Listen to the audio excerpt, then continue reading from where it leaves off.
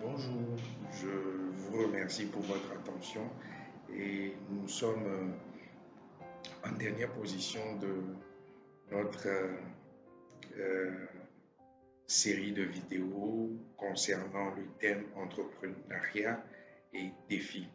Aujourd'hui,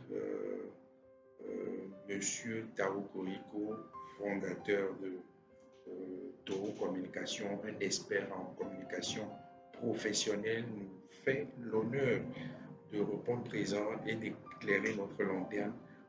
Parlons de la communication. Euh, Quelles sont les vertus de la communication professionnelle pour l'entrepreneur qui vient de se formaliser, le niveau entrepreneur, l'entrepreneur qui a des aspirations de grandeur, quels sont les défis, quels sont un peu les éclaircissements, l'idée générale que cet entrepreneur peut avoir concernant la communication professionnelle. Merci de le suivre.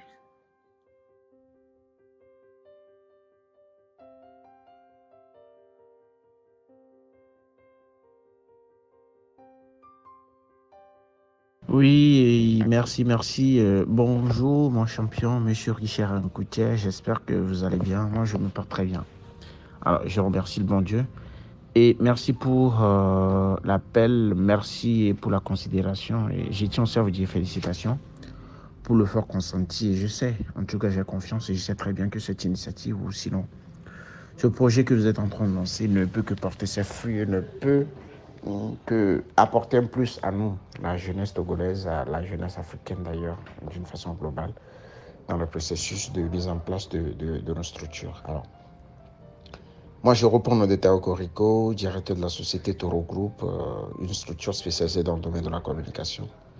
Et nous faisons la communication 360 degrés, c'est-à-dire la communication média, la communication hors média, et l'événementiel et tout ce qui va avec. Alors, le thème de ce soir, d'ailleurs, à la question de savoir qu'est-il faut pour un jeune entrepreneur qui crée son entreprise, de pouvoir vraiment, qu'est-ce qu'il lui faut pour pouvoir communiquer sur son entreprise dès ses débuts, pour pouvoir vraiment impacter la clientèle et surtout s'il n'a pas les moyens de se payer les services d'une structure de communication. Alors, et cette question, c'est une question qui revient très très souvent. J'ai été interpellé lors de plusieurs conférences dans plusieurs pays d'ailleurs même.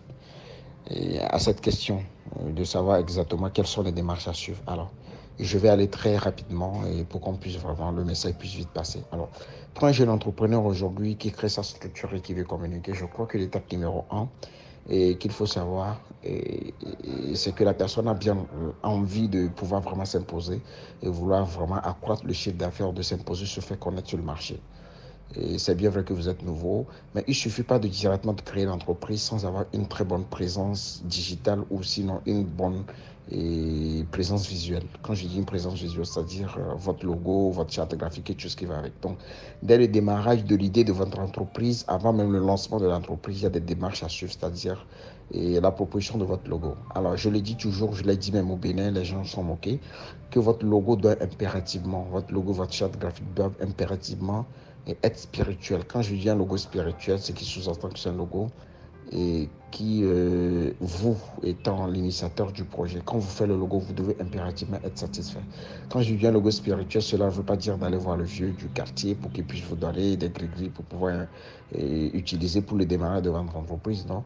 Mais un logo spirituel, c'est un logo où quand vous voyez, vous êtes tranquille dans votre peau, vous êtes tellement content, vous êtes surexcité de lancer votre entreprise.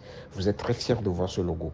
Mais quand vous faites un logo et que vous avez des doutes, est-ce que c'est bon, est-ce que c'est pas bon, vous posez beaucoup de questions, faites-vous refaire notre logo. C'est justement pour ça que chez moi, dans mon cabinet, un client qui vient pour une conception de logo a au moins 3 à 8 propositions de logo. Et il a la possibilité de pouvoir, la largesse de pouvoir vraiment faire un bon choix parmi les propositions qu'on lui a fait. Des fois, même le logo, ça ne va pas, tu es obligé de demander à une autre personne aussi de te faire des propositions pour que tu puisses voir.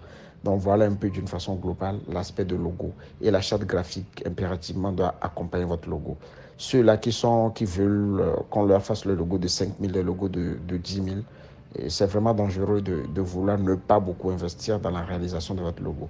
Investissez autant que vous pouvez pour qu'on puisse vraiment vous faire un logo spirituel, un logo qui représente valablement votre idée.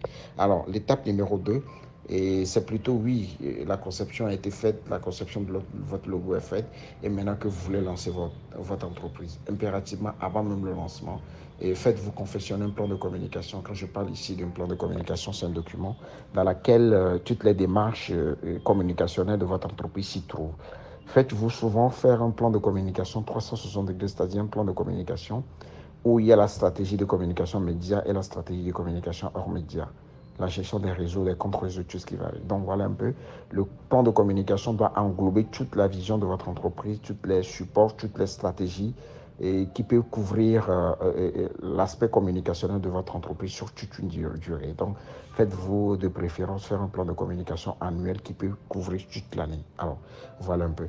Alors maintenant, après le plan de communication, n'oubliez surtout pas que quand on fait le plan de communication, il y a le plan d'action qui est souvent accompagné du plan de communication. Le plan d'action, c'est un document dans lequel il y a tout ce qui est démarche et graphique ou démarche de copywriting, tout ce qui est test avec des dénominations, y compris des rendus, des échéances, des dates auxquelles les publications doivent se faire et autres. Donc, c'est un document qui accompagne le plan de communication où tout est déjà structuré. Tel jour il y a publication, tel jour il y a le relais, tel jour il y a publication, tel jour il y a production de contenu de la publication et tout ça. Donc voilà, il faut impérativement avoir aussi un plan d'action de la stratégie de communication. Et voilà, d'une façon globale, les étapes les plus importantes pour démarrer, au cas où on n'a pas de moyens pour démarrer sa propre communication et pour que ça puisse marcher. Après, nous allons aller à l'aspect de faire du branding et du benchmarking. Et il y a plein de choses qui sont dans la stratégie de communication qui sont très très importantes et pour l'image d'une entreprise. Donc voilà, et pour ne pas trop monopoliser la parole, surtout que j'ai beaucoup parlé, je vais juste m'arrêter là. Tous ceux qui seront intéressés et qui auront besoin de mes services, exactement, il n'y a pas de souci. Contactez juste l'initiateur du projet. Je crois il me ferait signe et je pourrais également vous assister en matière de conseils, tout ce qu'il faut. Merci beaucoup et bonne journée à tout un chacun. On se retrouve à la semaine prochaine. Bye.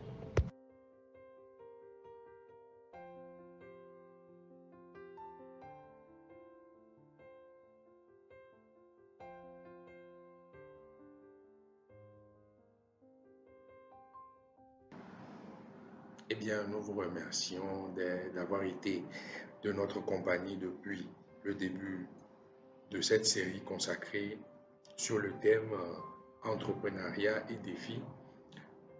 Remerciements également à Monsieur Tao Koriko qui nous a aidé à présenter cette série. Également, nos merci vont à Monsieur Farid Boukari qui, de près ou de loin, a constitué un socle pour la réussite de cette série de vidéos.